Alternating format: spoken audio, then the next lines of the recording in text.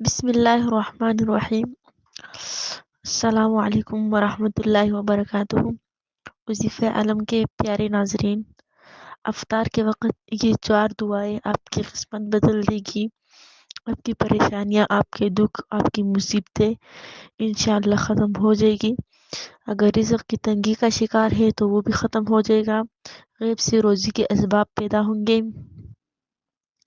वो कौन सी दुआएं है, लेकिन इससे पहले आपसे गुजारिश है कि अगर आपने अभी तक हमारा चैनल वजीफ़े आलम सब्सक्राइब नहीं किया तो आप हमारे चैनल वजीफ़े आलम को ज़रूर सब्सक्राइब करें और साथ में बेल के बटन को भी प्रेस कर ले ताकि आपके पास हमारी वीडियोस का नोटिफिकेशन साथ साथ मिलता रहे।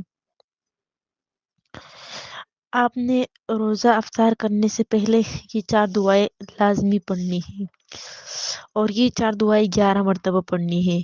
इंशाअल्लाह इसके पढ़ने से अल्लाह पाक का खास फजल करम होगा। पहली दुआ, या हय्यु या क़य्यूम बिरहमतिका अस्तगीस। दूसरी दुआ ये है, बिस्मिल्लाहिल्लज़ी ला यज़ुर्रु मअ इस्मिही शैउन फिल अर्ज़ि।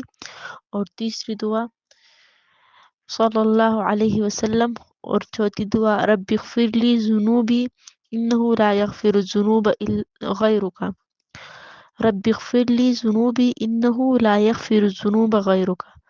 मोहतरम भाइयों और प्यारी बहनों, आपने अफ्तार के वक़्त इन दुआ को लाजमी पढ़ना है और इसके बाद आप जो भी दुआ मांगोगे इंशाअल्लाहुल अज़ीज़ अल्लाह रब्बुल इज़्ज़त कबूल फरमाएंगे।